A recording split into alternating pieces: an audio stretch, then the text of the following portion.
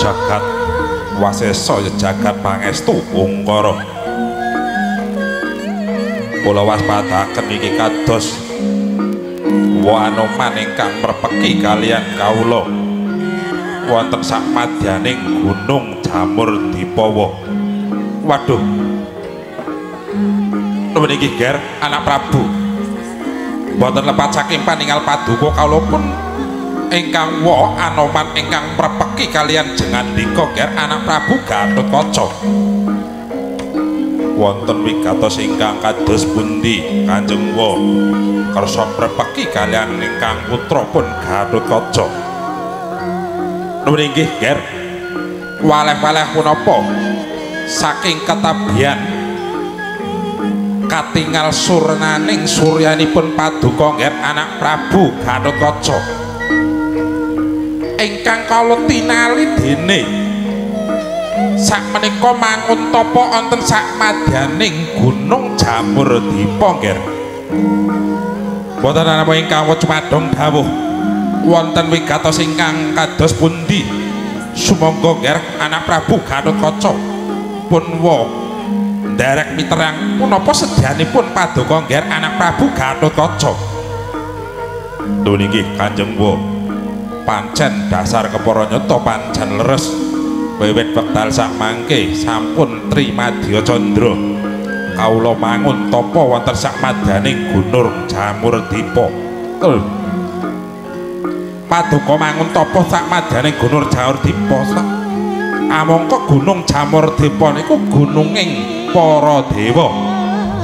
Wonten wigatos ingkang kados pundi Ger? Mriki pancen leres dene awak kula pun Gatotkaca sakmenika mangun tapa sakmadyaning Gunung Jamur Dipa awit dene sakmaniki kawula menika badhe gugat kalian kayangan Junggring Salaka. Lho paduka ngersakake gugat kayangan menika tegesipun menapa? Kanthi dedasar menapa? Mriki boten namung kula kepenginaken najihaken janjinipun ulun pramesti guru rikala semanten jaman lampahan Jabang Tetuka sinten ingkang saged nyirnakake keliliping kayangan Junggring Salaka ing mriku badhe dipun winisuda. Amangka kawula pun sakmanten ingkang siput Jabang Tetuka saged nyirnakake keliliping negari napa kayangan Jungkring Salaka pramila kala sampun dipun dawuhi becak ing tembing ancik dewasa kawula badhe dipun pinisuda jumeneng nata kratoni sangganing para dawata. Oh iya ya Nger lho niki kawula menika nekseni menawi babagan makaten nggih menawi makaten boten usah wedos boten usah karwatan Nger anak Prabu Gatotkaca kula pun wos Kang Anoman badhe sedya rencang-rencang kalian lekasipun paduka ben saged kasembadan sedyanipun paduka anggenipun badhe nggugat kayangan Jungkring Salaka. Mriki ngaturaken gunging panuwun kalian paduka Kanjeng Hanoman daya-daya sumangga kula dherekaken sabiyantu marang lekasipun kawula supados kasembadaning sedya. Niki Nger anak Prabu kula balang puja sesanti karo rencang-rencang nyuwun marang Jawata muga migi saged kasembadan lekasipun paduka anggenipun badhe gugat kalian ulun pramesti guru. Nggih mekaten Kanjeng Wa.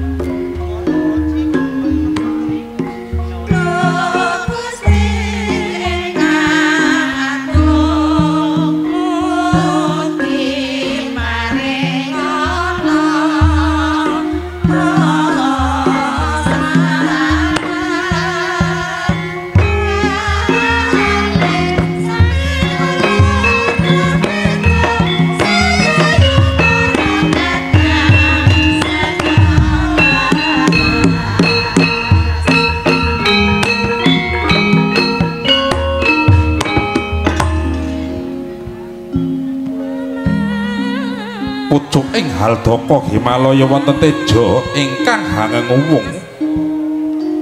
Punika sanes tejaning Pandhita Tapa yakti punika sesrana sesramaning para dewa. Jagat wetan ramyang-ramyang jagat kulon maya-maya ana cahya kadya uruping damar.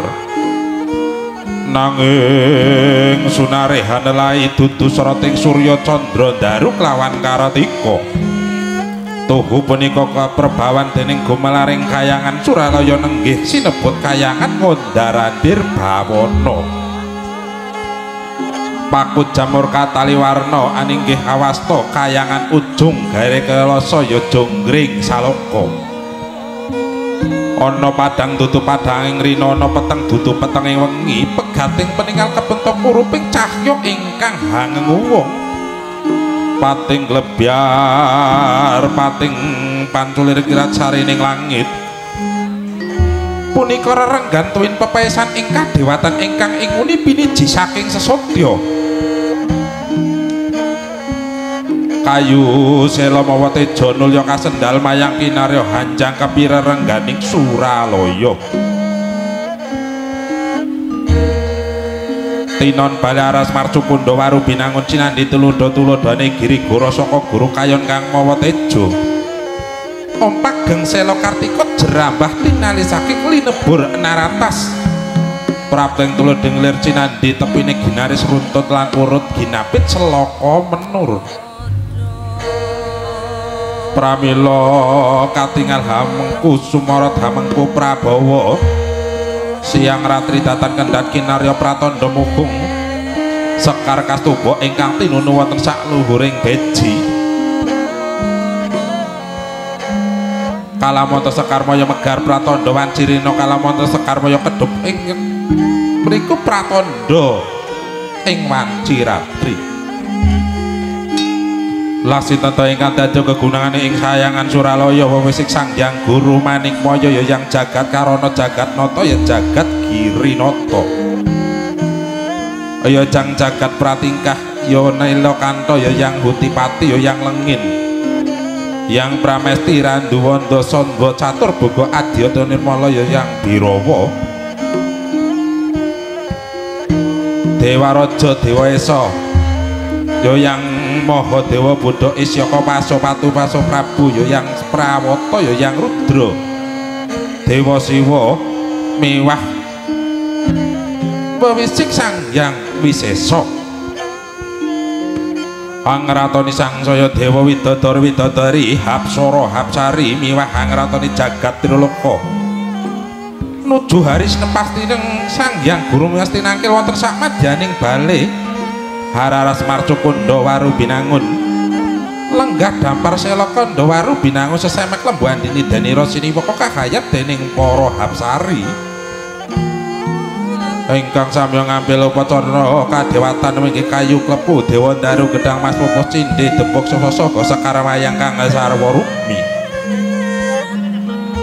lenggah hira Sanghyang Ginirata kaadhep tetuanggane ing kayangan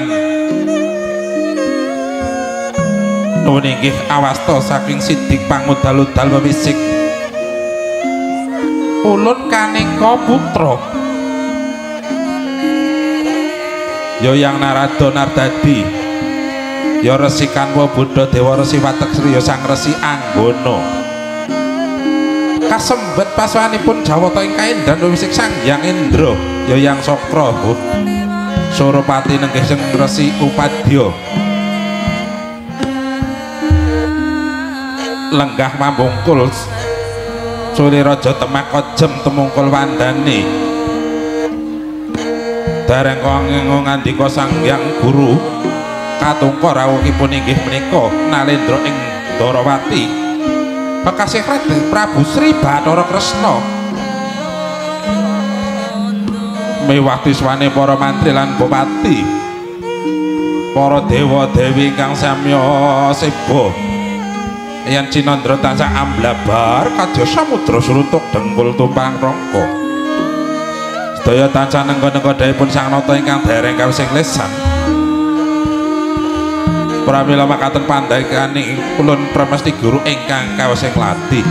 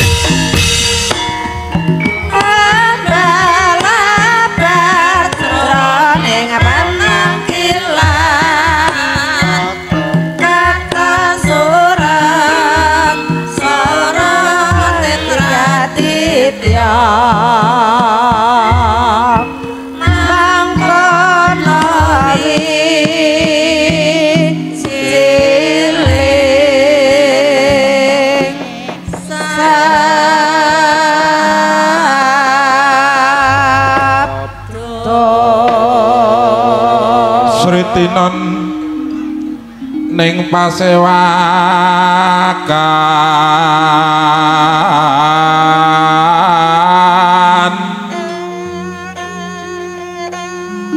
busana sutra maneka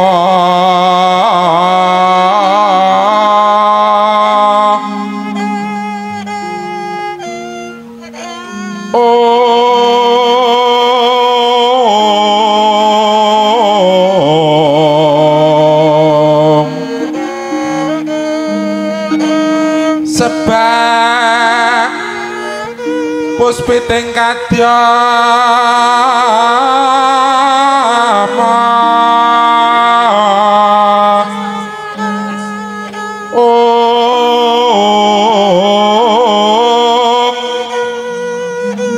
juang panjrahing sarwa rukma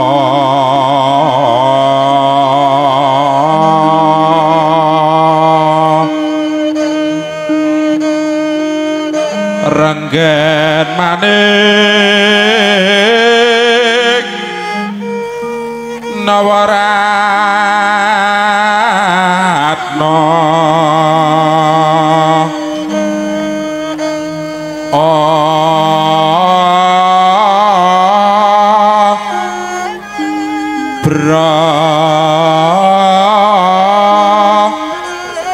Prabanya sumirat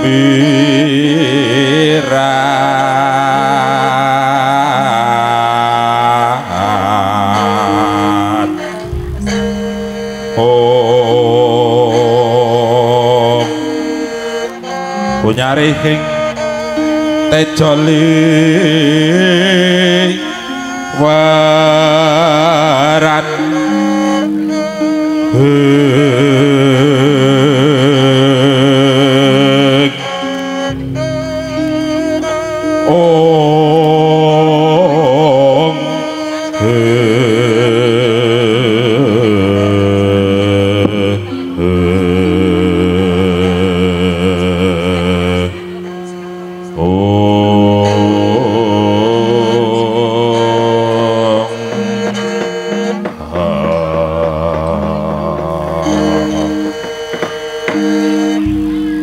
wilahing mangarcana bana langgeng mengkata dhisik kakang Kaneka putra kakang iki ndarwas padake kang wis marase bana ing ngarsaning punulun kakang padha winantura harja sak pratanira kakang Kaneka putra kakang prakencong pak papong buk bolong kali jodi sapa sing gawe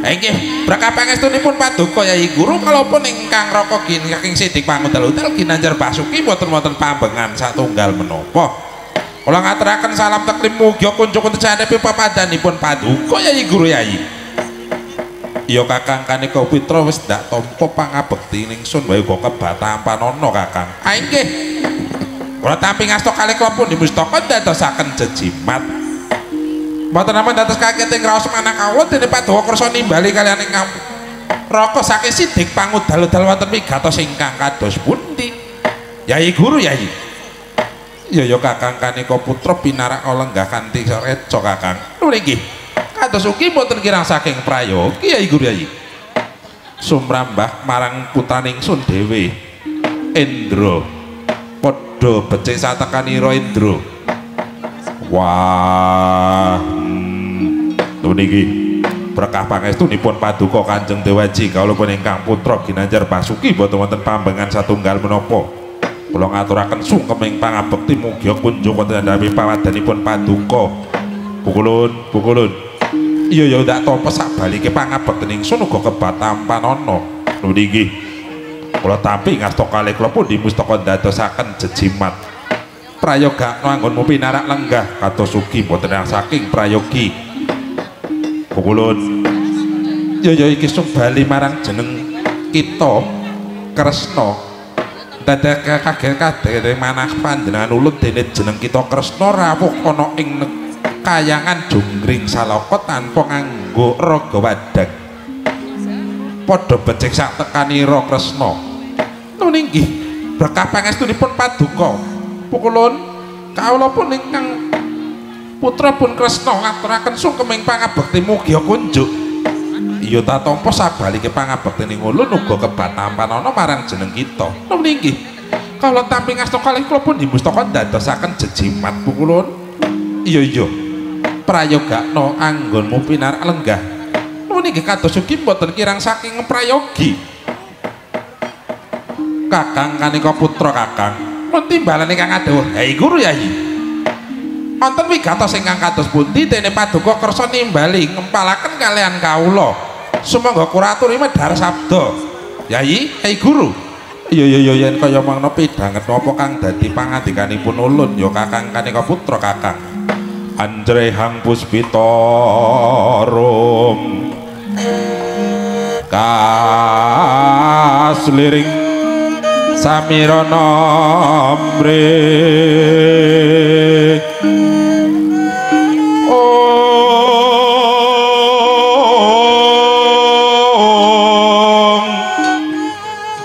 sekar gadung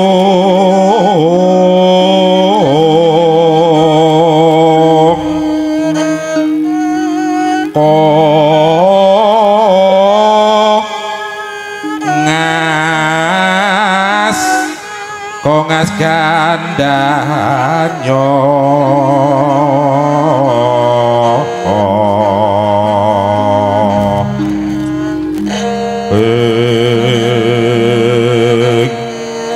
maweraras arananing triya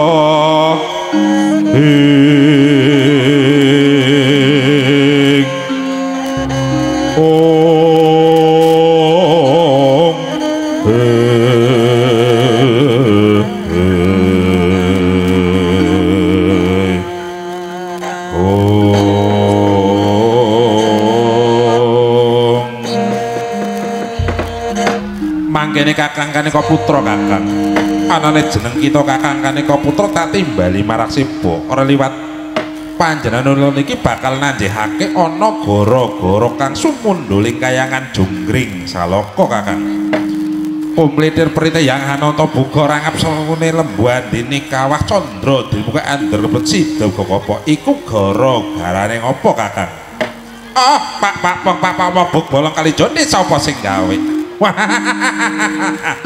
nemen iki Yai Guru menawi paduka dangu babagan menika mbok supilih ingkang raka dereng mangsuli paduka sampun mangartosi dene wonten gara-gara ingkang sumundelengan kayangan Junggring Salaka awit wonten titah ngarcapada ingkang mangun tapa wonten sakmadyaning gunung Jamurdipa lho ana titah ngarcapada kang mangun tapa ning gunung Jamurdipa ya iku titah sapa kang menehi dadi gara-gara kakang kanika putra kakang niki boten wonten setunggal kalih ya namung putra ing pringgondani nggih menika pun Raden Gatotkaca Yai Guru lho Raden Gatotkaca mangun tapa ana sakmadyaning gunung Jamurdipa nggih sedyane apa kakang kanika putra kakang sedyanipun badhe gugat kalian penduka dene dikala semanen jaman lampahan Jabang Tetuka paduka Yai Guru nate janji kalian si Jabang Tetuka besok ing tembesin ingkang saged ngicali kliliping kayangan Junggring Salaka duk nalika semanten saged merjaya kalian inggih menika pun naga pracana badhe dipun winisuda dados nalendra wonten ing kayangan Junggring Salaka pramila sak mangke menika Raden Gatotkaca ya Jabang Tetuka sampun ngancik dewasa pramila menika badhe nuntut kalian panjenengan badhe nagih janjinipun panjenengan supados Yai Guru minisuda kalian titah ngarcapada pun Gatotkaca oh dadi kaya mangkono yaiku kang marai gara-gara ana ing kayangan Junggring Salaka oh nggih mekaten Yai Guru Yai iya mengko to dhisik babagan Gatotkaca dirempuk teniba keri iki aku tak bagake marang putraku ya Kresna ana wigate apa dene jeneng kita Kresna iku marak sebo ana ing ngarsanipun ulun. Nun inggih kepareng kula munjuk kula atur pukulun ana wigati apa Kresna? Nun inggih arat kula niku dipun tangisi kalian anak kula pun Bama Narakasura. Jeneng kita ditangisi karo anakku si Bama Narakasura, tangisi babagan apa? Nun inggih dene anak kula pun Bama Narakasura kepengin sanget inggih menika dipun winisuda wonten ing kayangan Jonggring Saloka. Oh, dadi anakku si Bama Narakasura ya kepengin diwinisubana ing kayangan Jonggring Saloka. Nggih awit menika midhanget tembang rawat-rawat ujaring baring sinambi wara pawarta kang binanging Karna. Kalamonta wektu samangke paduka badhe winisuda kalian si Gatotkaca pramila anak kula pun si Bama Narakasura kepengin sanget inggih menika ampun dipun paringaken kalian si Gatotkaca ning dipun paringaken kalian si Bama Narakasura. Oh, dadi kaya mangkono. Nuwun inggih pukulun. Oh, iya. Yen kaya menapa panjenengan ulun ya ora bakal wedi kaputan. Yen cara ditimbang bobot bebet lan bibite, yaiku antarane Gatotkaca miwah si Bama Narakasura iku ya bobote tetep bobot si Bama Narakasura. Mergane apa Bama Narakasura iku titisanmu ya titisaning Wisnu. Mula kang semono iku bobote luwih abot tinimbang si Gatotkaca sing titisane ya iku Dewi Arimbi apa dene si Wrekudara. Ya apa panjenengan ulun ora bakal wedi kangelan. Oh, dados paduka kersa maringaken palungguhan paduka kalian anak kula si Bama Narakasura. Ya besok ya gelem saiki ya gelem. Ora dadi baya pangapa, bakal tak wenehake palungguhan iki marang putramu si Bama Narakasura. Waduh ngaturaken Gung mangke rumiyin.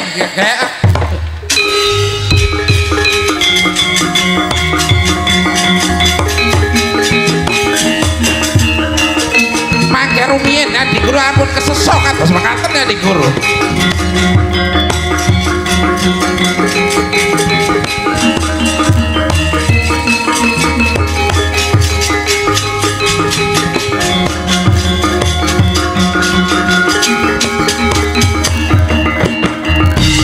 Kagiatri sang kapirangung rinangkul ginempet dempet dusang retnaning bawana. Yogi tukang walang atik, yogi tukang nesing tias, yogi tukang kodo gering. Mangke rumiyin Adi Guru. Ampun kesesop paduka maringaken paluhan kaduka kalian si Bama Narakasura. Kanthi dasar menapa paduka kala ulun mesti guru menceng kibate badhe maringaken palungguhanipun paduka kalian si Bama Narakasura. Dasare menapa? Dasaripun menika niku putra wayahipun kawula Kakang kanika putra Kakang. Loh, putra wayah menika ora putrane iki putranipun si Kresna. Tiyang maringi ganjaran mangerangi derajatan lu kedah dipun bebet timbang bobot bebetipun. Lelabuhane tumrapung negari meniku menapa menika ingkang dipun ugemi dipun paringi ganjaran. Menawi Raden Gatotkaca sampun jelas sampun tetela wela-wela dene Raden Gatotkaca menika sampun ageng labetanipun kalian kayangan Jonggring Saloka. Menawi boten wonten jabang tetukar rikala semanten wah kayangan Jonggring Saloka pun dados karang abang Kyai Guru Yayi.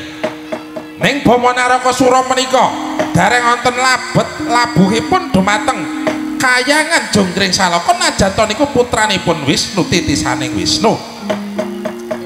Ampun dipun sadekaken ampun dipun samekaken. Ora kaya mangkono Kakang kanika putra Kakang. Jenenge kodrat bisa dirwidati, jangka bisa dijangka Kakang. Mula kang saka menungku nimbang kalungguhan iki diparingake marang Gatotkaca. Aluwung luwih becik kalungguhan iki diparingake marang si Bama Narakasura. Menika mboten. Kula mboten saroja menawi mekaten. Kula mboten saroja. Dasarmu apa Kakang kanika putra ora nyurujuki kula dasare bebener. Menawi mekaten monggo dipun pirsani menika. Dipun pirsani kados napa dek nalikane telampahan jabang tetuka Yayi Guru Yayi.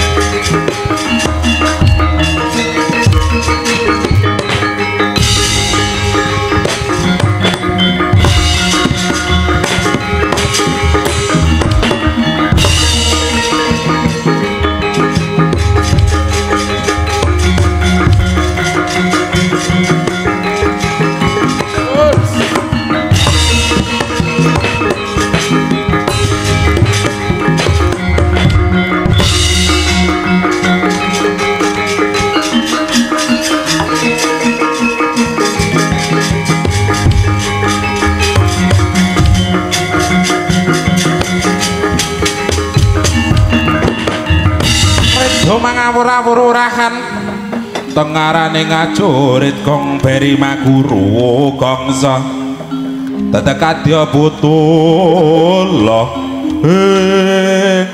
pak pong bolong kali jode sapa sing gawe kabeh wae para Jawata Bathara Indra Bathara Bayu mewah kaya Madipati waduh wonten timbah katimbalan Pukulun wonten dawuh katimbalan wonten dawuh katimbalan Pukulun ya kabeh wae ora ana kang bisa nandingi kridane iku Prabu wah iki naga Pracana wah nganti aku iki ngganti jagana ing Ngercapada iki ana Jabang Tetuka wah Jabang Tetuka tesih Harit tesih Bayu wah dean lare tesih Bayi lho kok dibektoni mriki ajeng kangge napa napa kira-kira saged kangge ngrampungi damel saged merjaya menika pun patih sepuh kalian naga Pracana Dewata mawon samya kapracondang lho kok malah Bayabang dipun bektoni aja kaya mangkono dewa ora kena kurang akal dewa ora kena akal iki padha disepuh dhisik padha jegorake ning Kawah Candra Dimuka padha disepuh digrojok kalian apa pusaka-pusaka kayangan jongring salaka gawanen kabeh disepuh dilebur bareng karo iki si Jabang Tetuka bakal dadi apa ayo wah mekaten kados Kunti menawi mekaten ngastuaken dawuh ngastuaken ayo padha grojok iki marang Kawah Candra Dimuka iki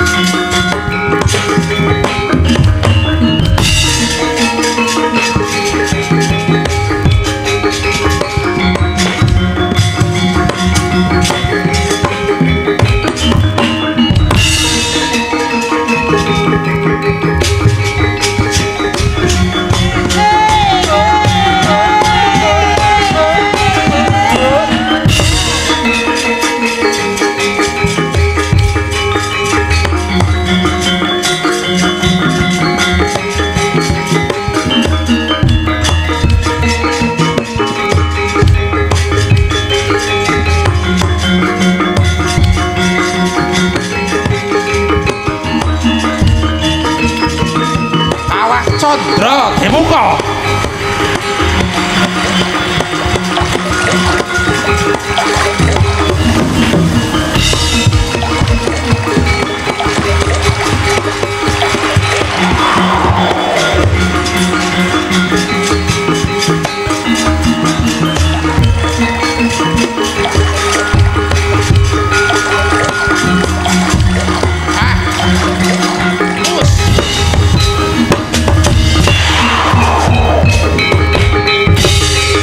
padha digrojok bareng grojok ayo dewa ayo padha nyake gaman ayo gamane tongre padha dilebur ayo padha dilebur ayo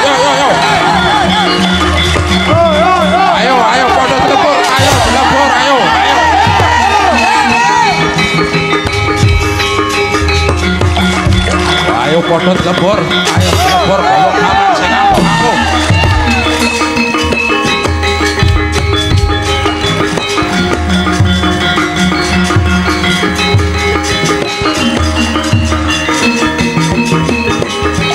ayo padha dilebur karo prasana padha ayo padha bawa senjata ayo prasane sing apik dengan ayo ayo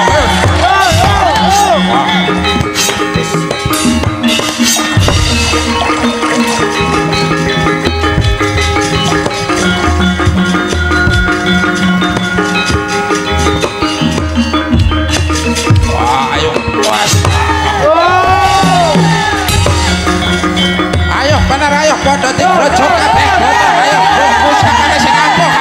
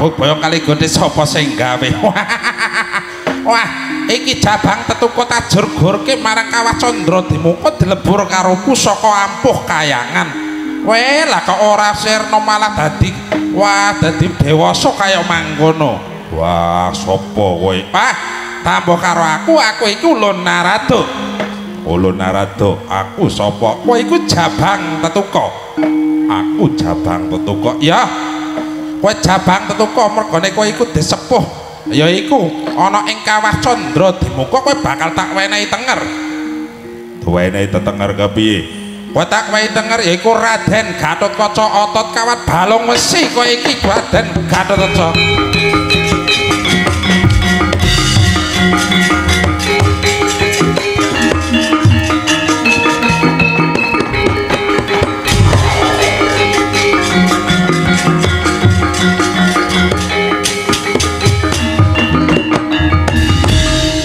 aturake panuwun yen kaya mangkono ayo siki ana pegawean kanggo sliramu Raden Gatotkaca pegaweane apa dene iki ana ing kayangan Jongkring Saloka iku ana memungsuh ana kelilip kang gawe rubeda kang obrak-abrik kayangan yaiku Patih Sekicu kelawan Prabu Naga Pracana yen to kowe bisa nglingi keliliping kayangan Jongkring Saloka wah aku iki matur nuwun mengko bakal diwenehi ganjaran wah ning endi bungsuhe kae ning alun-alun kayangan ing Tegar Pacaran wah mangkir tak tandangi mati dening aku yen kaya mangkono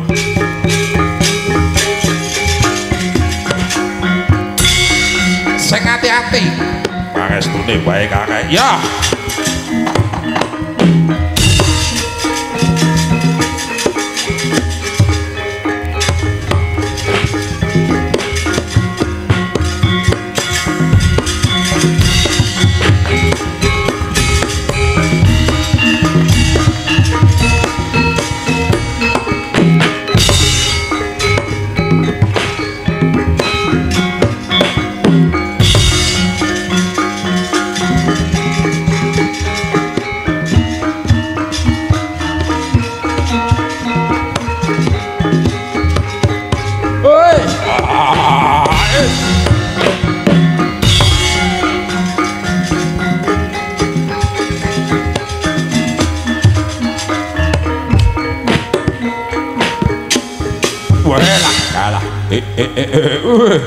ana satra bagus rupane malang rek sapa kowe Raden Garukaca ya jabang tetuko wah lho kok jabang tetuko malih gedhe kaya mangkene apa agamu wah ayo ora gelem minggat dene aku lakon mati dene aku besok ora arep siku arep wani karo aku sitek wedene aku wah aja sambat kono cakot sing pengapit mati dene aku ki kepelku tambal wah ya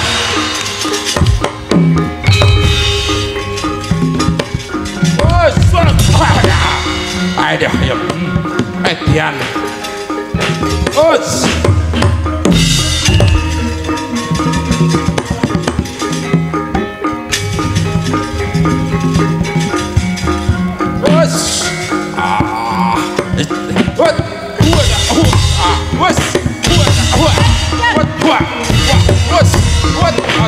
ayo kowe Gatot Kaca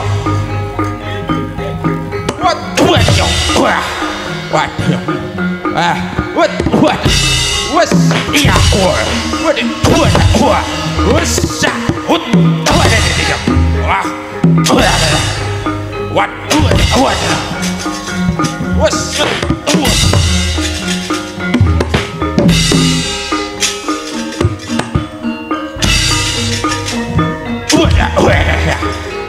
Edian atas tercaki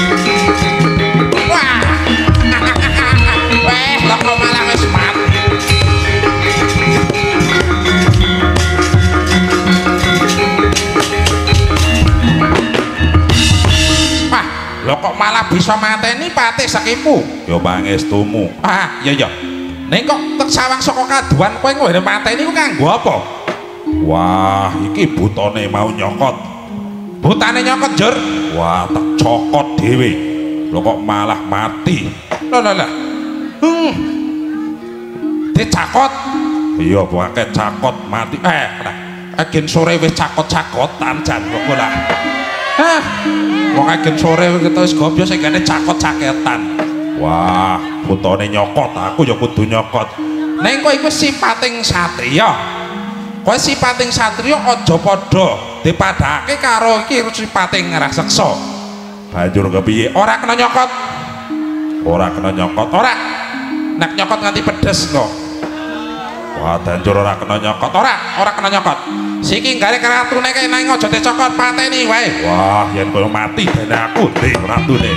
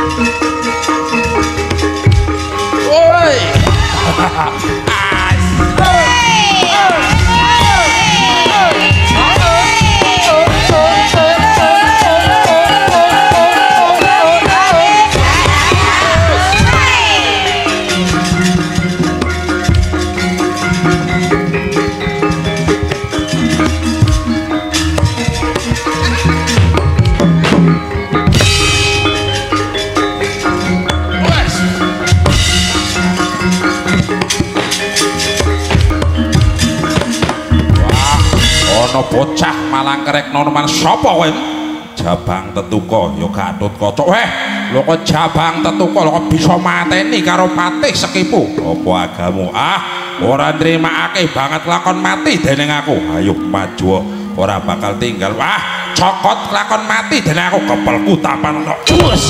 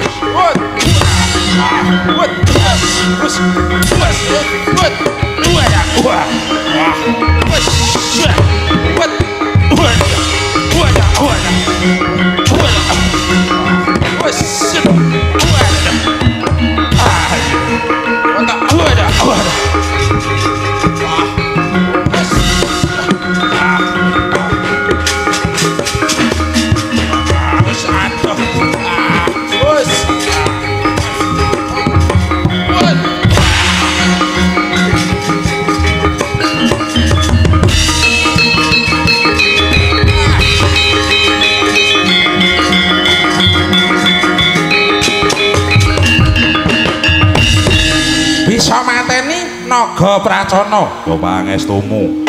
Aku bisa mateni Naga Pracona. Diapake? Wah, pancal pundake plintir, sirahe mati dening aku. Wah, iki ya iku ora apa-apa. Iku ora apa-apa. Nah, ning aja nyokot, ora kena, ya, ora kena nyokot. Wah, yo yen kaya mengano ora apa-apa, aku ora bakal nyokot. Ya, kowe mlintir iki gulu ora apa-apa, ning ora kena nyokot. Ora nyokot. Ya, yen kaya ngono Yai Guru Yai. Niki pun Jabang Teluka ya Gatotkaca yang saged menapa ngecali kelilipipun inggih menika pun kayangan Jonggring Salaka. Paduka sampun inggih menika nibahaken janji sinten kemawon ingkang badhe niku saged ngecali kelilipipun kayangan Jonggring Salaka menawi priya bakal diweni suda ana ing kayangan Jonggring Salaka mboten ketang sak umuring jagung. Kula nyekseni Yai, kula nyekseni benjang ing tembe panjenengan blenjani kula ingkang badhe mboten tarimah Yai Guru Yai.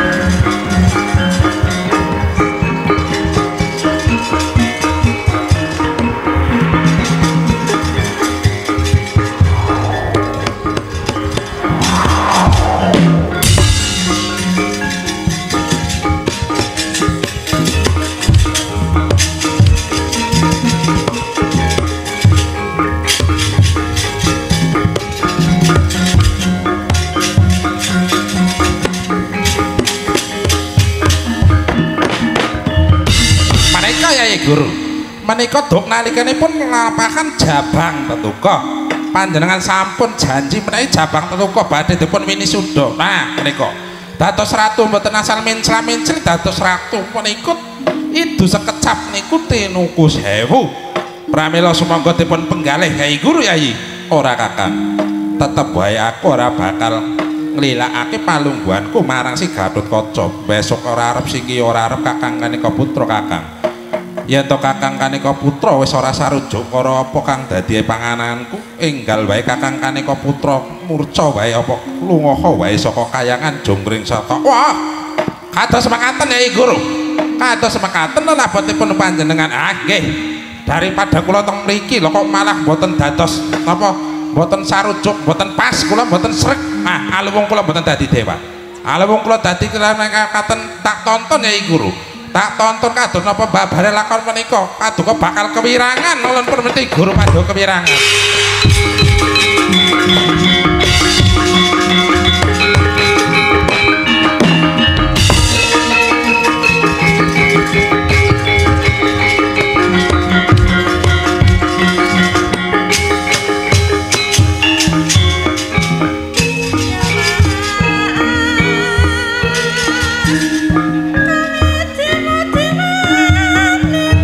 Lawan kembang-kembang menur kang semua harum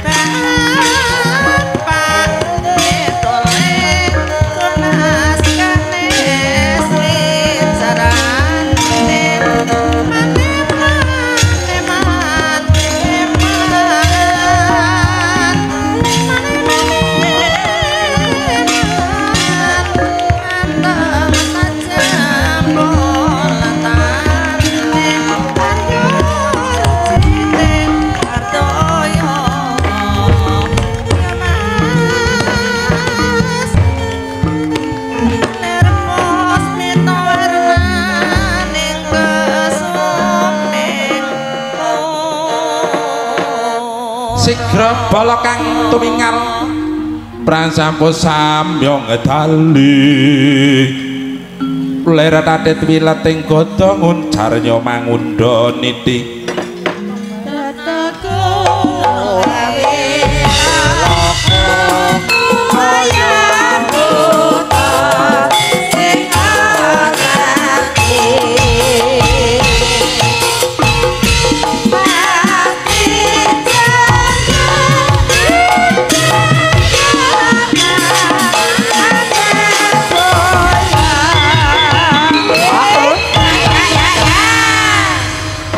Ger kula tresna wonten timbalan ingkang ngadhawuhkan apa kulun ya aja wedi kangelan jeneng kita bakal tak lilani anakmu kang dadi ngenteni palungguhane si Gatotkaca yen kaya mangkono.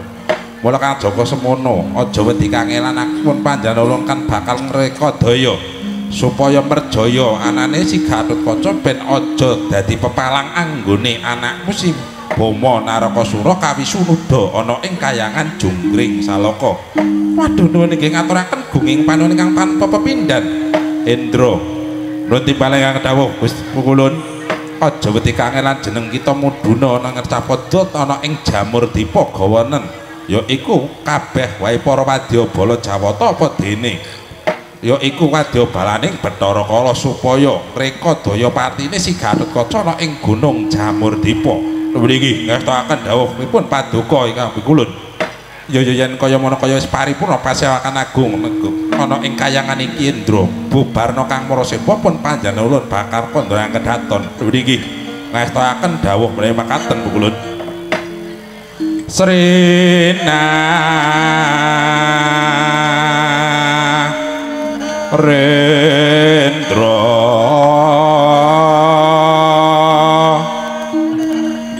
Arsa jengkar ing datu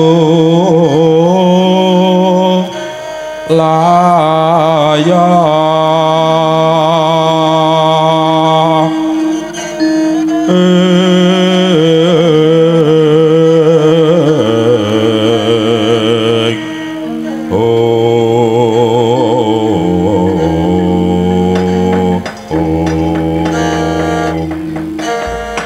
wonten sampun parwira pasewaken agung wonten ing kayangan Jungkring Salaka. Ulun Pramasti Gurasaka ndurha kedaton jelek saking tinggil megem teken pring wala gading. Tindak ira sang nata kayub dedaya sripi manggung tetanggung yen sinawang saking Mandrawa katingal merema busane wah mengker-mengker payudarane. Kang sesisih yen sinawang ketingal ayu rupane. Tindak ira sang nata yen Cinandra tansah reruntungan candrane.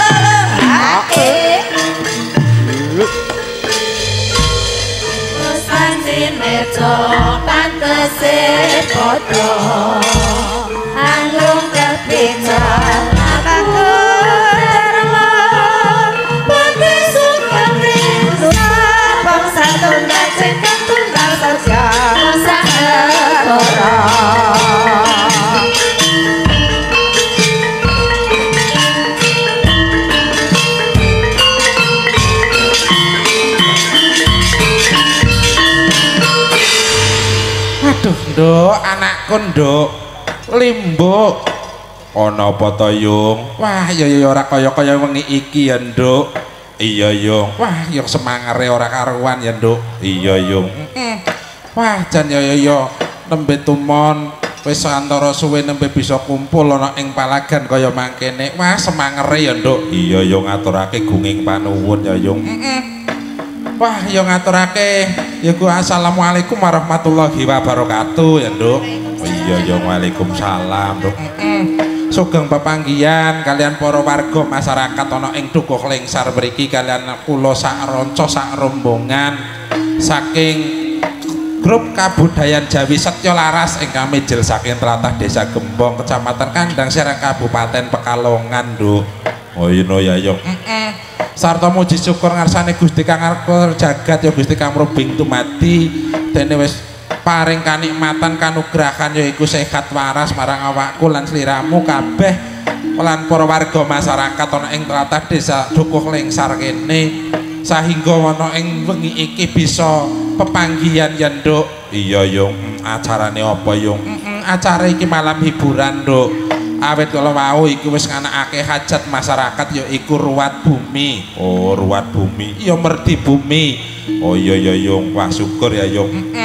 Alhamdulillah wong wis dilampahi kanthi tutuk, tatas titis lan tetes muga-muga bisa dadi renane penggaling para sesepuh pinesepuh ana ing dukuh lengsar kene nduk ngono ya Yung lan uga sholawat ugi salam ayu kodo ngaturake marang junjungan kita Nabi Agung Muhammad sallallahu alaihi wasallam ya nduk heeh iya nabi akhiring jaman ingkang satugu kinabekten apa ngarep-arep ngajeng-ajeng syafaatipun ana ing dina yaumil kiamah nduk oh iya lan uga wabil khusus inggih menika dumateng Bapak Kepala Desa panjenenganipun Bapak Dahyo ingkang sugeng minulya ingkang kawula hormati oh kono lan uga dumateng sesepuh pinesepuh saha haji sepuh wonten ing tlatah Desa Dukuh Lengsar kene ingkang boten kula piji satunggalipun nggih sugeng mirsani sugeng pepanggihan kados mekaten gumelare nggih menika setya laras saking tlatah Desa Gembong ngono ya Yung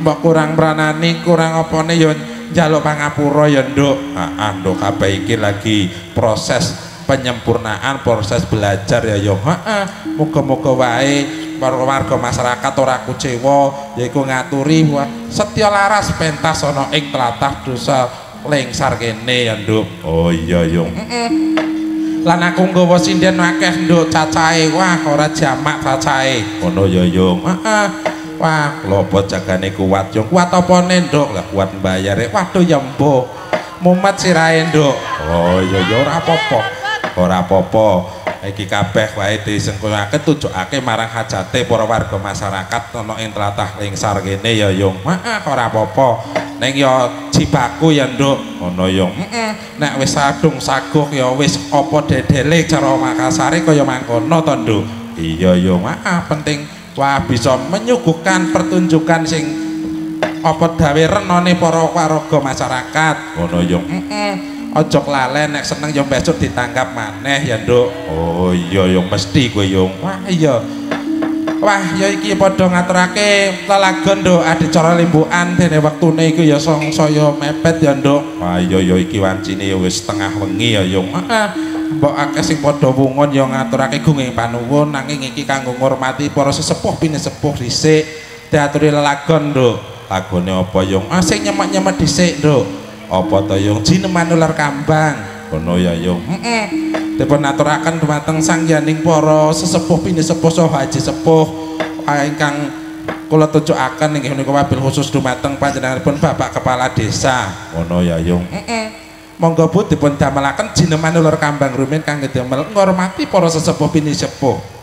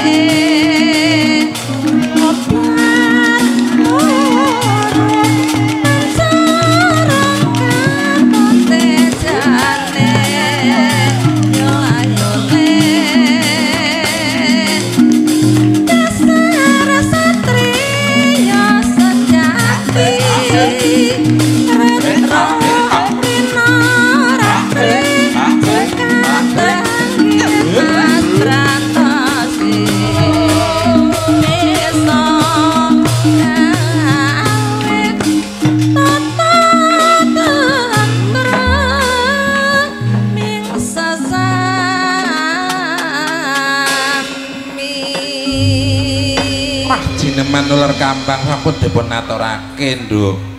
Iya ngono ya yung tujokake marang sapa yung ya sesepuh pini sepuh ingkang dahat kinurmatan. Oh iya kaya lan ugi ngaturaken sugeng rawuh ugi dumateng Bapak petugas keamanan saking Kapolsek Pandanarum, saking Muspika Kecamatan Pandanarum nggih ngaturaken sugeng rawuh ya, Nduk. Oh iya iya. Ya uga ngaturake ya iku sugeng pepanggihan awak kula limbuk saking tlatah Desa Gembong, Nduk. Oh lah iya. Wah iki kanggo sing sepuh-sepuh wis dipun aturi ya, Nduk. Wah paribasane kripik gedang kripik telo sithik edang watone rata, Nduk. Iya yo. Iki uga ngaturaken iki kanggo pambukaan limbukan yaiku nganggo lagu sing nuansane agamis, Nduk. Ngono ya yo. Lagune apa to, Nduk? Lagune pepeling dhisik. Oh pepeling ya, Nduk. Pepeling iku ya penting kanggo ngemutake marang awake dhewe dene kajibah tinitah urip nyang Arcapada iku duweni hak lan kewajiban, Nduk. Hake apa kewajibane apa kudu ditindakake yaiku salah sawijine kewajiban ngarsane Gusti yaiku ya salat 5 waktu, Nduk. Antarane maghrib, isya, subuh, luhur lan asar. Oh ngono ya. Wah, mulane ayo padha gawe lelagon pepeling dhisik kanggo ngurmati wah para ulama, para alim, para ulama, para kiai. Ngono ya yo. Kita buktikan nek tok agama bisa berbaur dengan budaya. Budaya ya bisa berbaur sama agama tanpa merendahkan, tanpa mengecilkan, Nduk. Saling mendukung. Daya dinayan majinamadan ngono ya, Nduk. Iya. Monggo dipun aturaken pepeling rumiyin semonggo dados.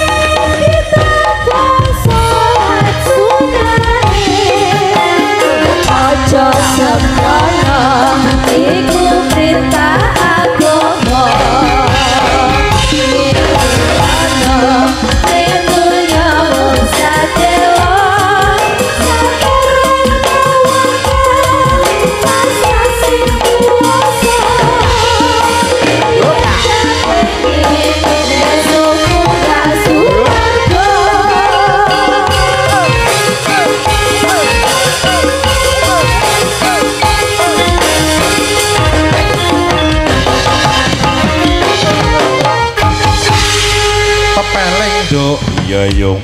Iku kanggo ngelingake awake dhewe. Ya iku kewajibane marang ngarsane Gusti Kang Hakarya Jagat. Ngono ya Yung.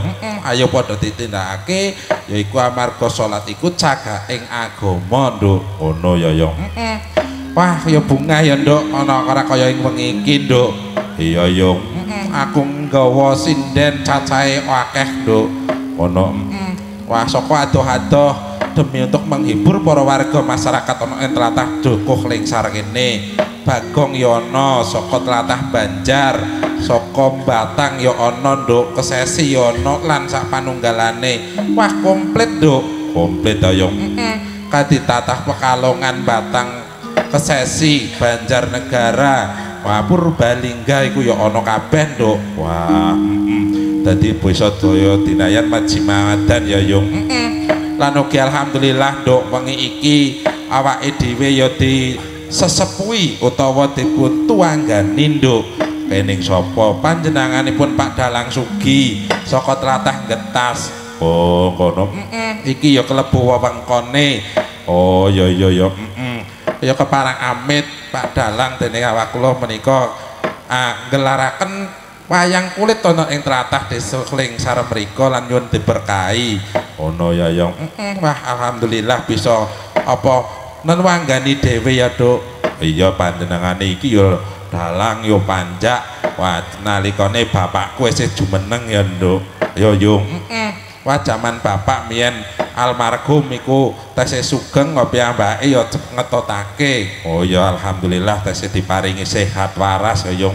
Syukur mangayu bagya muga-muga panjang yuswa ya Nduk. Iya Yung.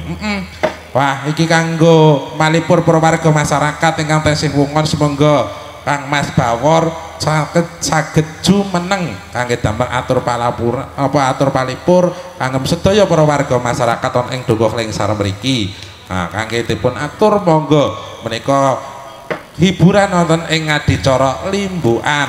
Oh iya ben penyanyine padha tampil kabeh Nduk. Ya Ayung padha sithik edang ya Yung. Ayo monggo dipun support menika Kang Mas Bawor jumeneng.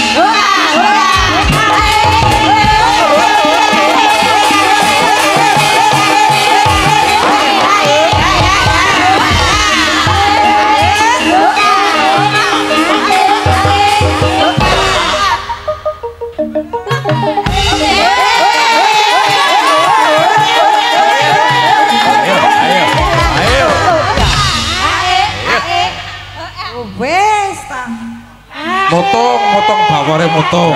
Jangkel. Lo.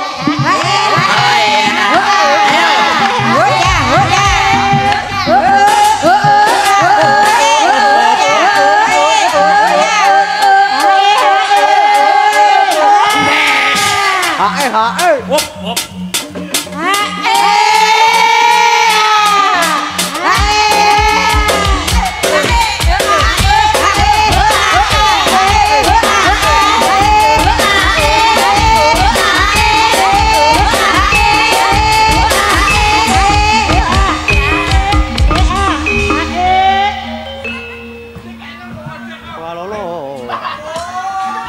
Oh, malah mutung. Motong. Bawore motong.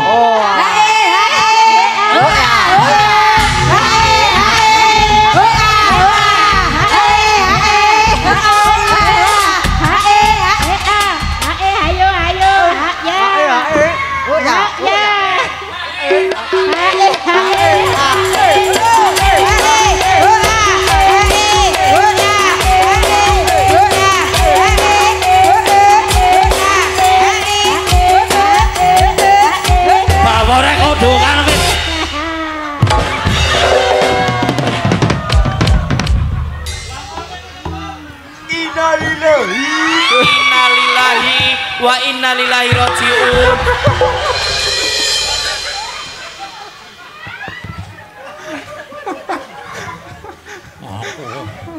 Ora ngerti wong muslim ngos-ngosan. Ndi kerjane? Pun sampun Mbah, sampun. Sing hae-hae sapa miki?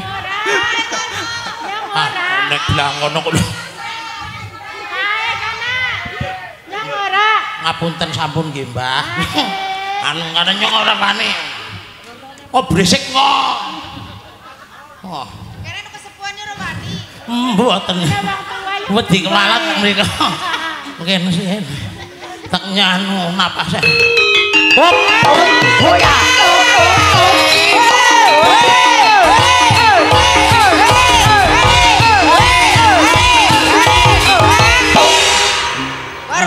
Bar.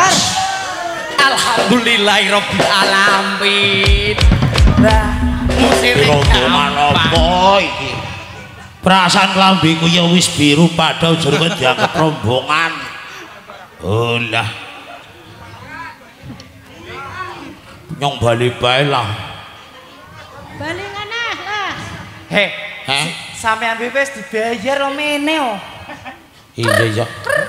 Mongko dijaluk bali duite malah repot.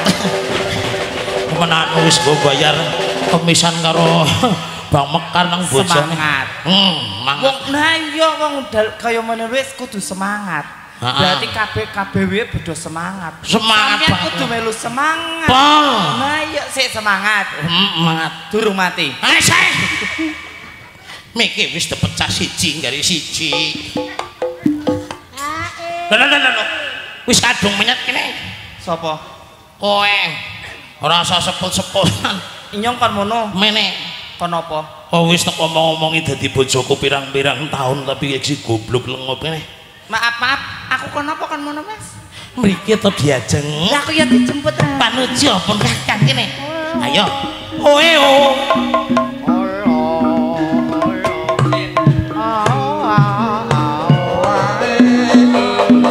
Ayo nduk. Oh, parkir set. Pas. Ais nah. Sugeng dalu. Sampean sapa, Mas? Ya wis banten kaya kiye Mas ora ngerti sapa. Udah lakon ben bengi kembul karo Inyong. Apa kelalen jenengane Inyong? Aku kembul kayane menungsane dudu kaya laine. Lah sing wingi sapa? Sing tekeloni. Kayane dudu Inyong. Dikeloni. Lah nggih. Lah aku turu sareng kali niki pun biasa. Oh biasa. Aja fitnah. Aku wis sik prawan durung tau N-blas. Bisa Payudara yang sangat mungil. enak. Sik. Oh, sik tak urus. Lho wingi blang kene mon ini. Aduh. Aja dimek-mek wayahe. Aduh. Nyong dipingin. Bocah iki nyang esuk teko ora sing iki. Aja, Mas. Aku mau dimemek, aku mau, Mas. Aku mau. Sik, aku ora weruh iki. Aja, Mas. Aja. Nggih. Sugeng dalu pamirsa Jawa Klartake sugeng dalu. Mas, selamat malam. Assalamualaikum. Assalamualaikum. Alhamdulillah. Setya laras kepake teng Dukuh Lengser. Lengsar. Desa Lengsrang. Dukuh Lawu.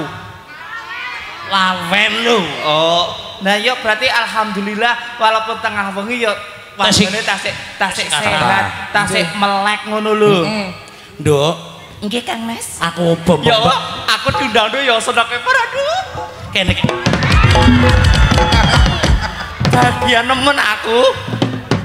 Ora ana wong lanang sing ngundang aku nduk nembe sampean tok lho Kang Lah Mas. iki tandane sayang to, Nduk. Nggih. Selawase iki kon Nggih. aku yo matur nuwun karo kowe. Nggih Mas. Wingi puasa seniman ya sebulan nutuk ora entuk duit. Nggih. Lah iki dong puasa iki kon ngrewangi aku, malah pinter dagang jebule iki pinter dagang. Aku saiki dagangan online lho Mas. Lah nggih, lah kok dong puasa kowe dagang daster. Nggih. Tok modali 75.000. Nggih. Entuk daster siji bali oleh duit 300. Wah, alhamdulillah. Mula saiki dagangan online barang kok, Pak. Lah sing kaping pindho aku ki malah bingung gumun. Gumung kepiye? Angger sat 75 dari 300 wajar paling paruane. Lho aku tuku sing gamis arep nggo pan badak. Nggih. Bentuke daster. Regane 200. Kowe dol kok payu keseyuta. Lah iki piye? Maksude adole karo sapak kepriwe carane? Wong kula sampean pengen ngerti. Heeh. Aku daster rega 200.000 1 jutaan gampang. Aku tak dol karo sak jero-jerone Mas. Sak jerone? Sak jerone. Aku ya saiki alhamdulillah saiki aku ya bagian nembang ya aku saiki dodolan online. Dodol online. Dodolan online. Mie karo chat aku. Mie karo chat. Nggih. Alhamdulillah. Laris kula nek dodolan mie karo chat. Lho laris. Sing ayo. Aduh. Beta punya barang tembus Kang, Pak Yai. Kae paham banget kae. Biasa main Surya Yuda kae genah. Pokoke matur sembah suwun kangge warga masyarakat Dukuh Lengser. Lenge besar. Wenyong ora besar, wenyong sing prawan kon. Lengsar nggih, alhamdulillah. Aku ado-ado saka pantai tekan gununge senenge po yakin ha. Seneng. Seneng apa macek wetengmu manjat. Ora kula senenge por yakin bawahi bejane nyong mangkat gasik pengen weruh pemandangan ha. Iki lho. Ki nyong nembang apa? Sek. Iki anak-anak persatuan nang daerah kene lho. Ono persatuane. Oh, kompake pol. Pakai nemen. Persatuan apa niku, Mas? Niki saking Prokles. Mana tepuk tangannya Prokles? Nggih. Tanpa Prokles dalu menika mboten aman terkendali. Wah. Niki Prokles tak dongakake tambah maju. Allahumma amin. Wau sampun Pak Kades kali Ibu Camat sampun weling insyaallah mungkin di Jogi Tower kali didandani dalane Allahumma amin. Benjing nek tapi aku malah seneng dalan koyo ngene. Aku karo sampean maure jalan kan enak. Aduh. Kan enak ya. Enak sampean mesti kepenaken sih. Wis ya. Tak kira sih. Nggih. Niki wonten pamundutan. Akeh. Lah ki nggo semangat-semangat kanca-kanca saking Prokles. Niki nyuwun lagune Dagang Pindang. Nggih. Juragan. Weruh apa ora? Kula ngrem. Kula melek tapi ora weruh asline we. Tapi duit genah. Wah, alhamdulillah kula. Juragan Empang. Nggih. Selangkung rong langkung. Nggih. Kijing miring. Wah, kula seneng nek miring yakin. Kula nek sing miring-miring seneng aku. Aku nek miring ora butuh. Ayo. Nggih, lagu pambutuhane langsung. Ya, wong anu wis mandan radi wengi. Ki langsung sacet wae panyuwune saking kanca-kanca prokles. Mbok pilih wonten ingkang badhe anu jogeti kangsal tapi mung kalih-kalih mawon, Mbok. Nggih, kepenuhan. mboten usah. Wedi kalih kula kuwi mboten nyokot, paling yo ngemut tok, ha? Hah? Ih, pemurjane kok iso